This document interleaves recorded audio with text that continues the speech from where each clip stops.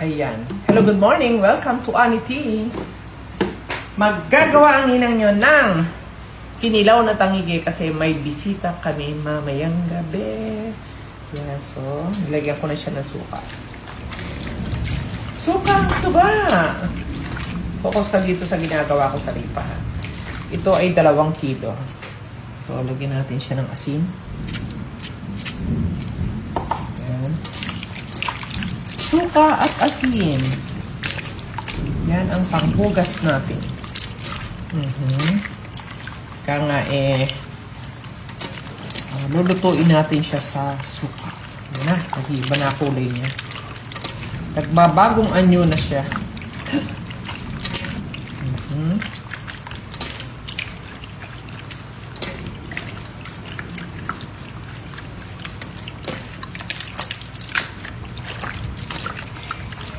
Yan. And then, ayan na. Pipigayin na natin siyang ganyan. Wala na siyang dulas, ha. Alis na ang kanyang lansa. So, ayan. So, back to me. So, para hindi tumagal ang video, so, ganyan lang gagawin ko. And then, later, na, oh. Yan. Luto na sa suka. So, siguro mga binabad ko to ng mga, 5 minutes. Bago ko siya piniga. So, ayan na. May bisita kaya nakagwantes. Kung walang guwantes at kami lang ni Saiki kung kakain, ay kong magguwantes. Yan. Hello, pasok bashers. Sabihin naman yung laway mo tumitilansik. Huwag niya akong patawanin. Okay? Ito na mga sangkap. Luya. Pakita mo. Luya, sibuyas, at saka yung bell pepper. Ilagay mo natin sila. Ito naman yung dami ng siling labuyo. And then, ilagay na natin. Ilang egg ito na putak? Ilang to? Ilang? 10 ito. 10 siguro yan. 10 salted egg. And then, lagyan natin siya ng lemon. 3 lemon. Lemon lagay natin. Huwag na natin lagyan ng suka kabe kasi napiga naman na siya sa suka. At lalagyan natin siya ng konting asin. Alalay lang sa asin because may asin na ang suka kanina. Yan na. And then, lagyan natin ng gata. So, gata is tansya-tansya. Pero, ang sarap kaya ng maraming gata. Ang gata, madalang lang ha. Huwag kayong gata ng gata araw-araw ha. Matamis pa rin yan.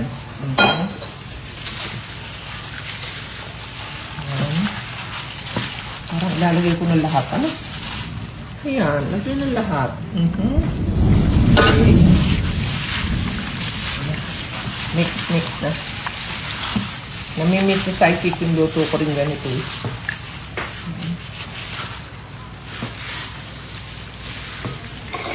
Wow! Ang tagal na rin natin hindi nakagawa ng ganito sa akin. Siguro, I think mga 3 buwan na.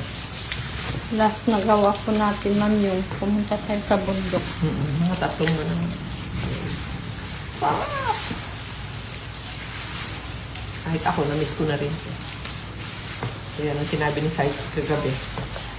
Ne, sabi niya, baka ka naman ng Kinilaw. Kinilaw. Muna natin.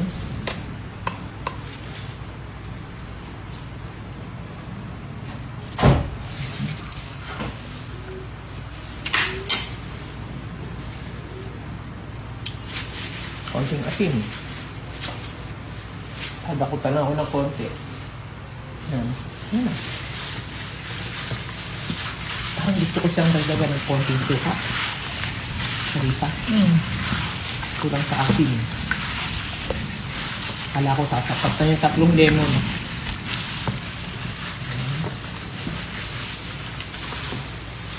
Nahanap ko yung suka may sili yan. Samba. Kunin mo. Konti pang suka. Kasi buksan mo. Yan. Buhos. Dahan-dahan lang. Okay. Okay.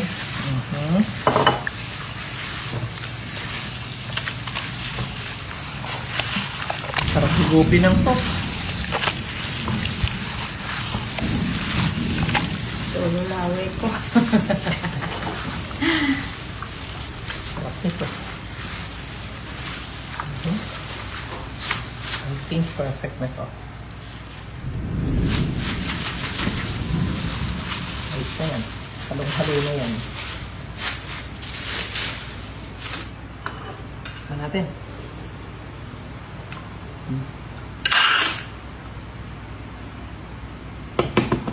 What's my name? Ako, sabi pa. Nag-blend na. Yung suka at saka yung lemon. Ganda talaga ng mixture nila. Sarap. Perfect. Tapos yung gata niya. Ayan na. Yung anghang po, ma'am. Okay. Magandang sarap. Patikimin natin si Saripa. Wait lang. Ay, napakasarap!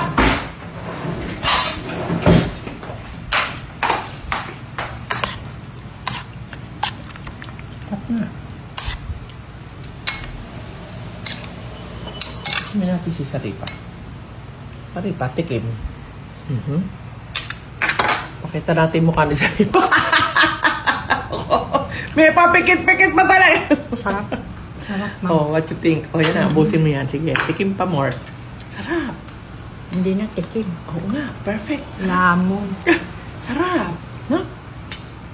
Nakuha no? Grabe. Di ba? Yan. So, ganun lang. Ang dali lang. Yung asin, yung anghang, nag-blend yung na. alat. Perfect, perfect. Ako, ang tuwa na naman ni Psychic niyan. Yay. At saka yung aming bisita mamayang gabi. Sarap. Yan lang. Oh, minsan gawin natin yan. Pero, mindful na ang gata, hindi pwedeng araw-arawin ha. Ayan, tulad minsan sa isang buwan, pwede na yan. Maglagay ka sa ginataang gulay, ginataang isda. Ayan, sa ginataang tanghige, pwede yan. So, di ba? Lahat ng sangkap niya is low carb. Pwede. Yan, paminsan-minsan, pagbigyan si Psychic.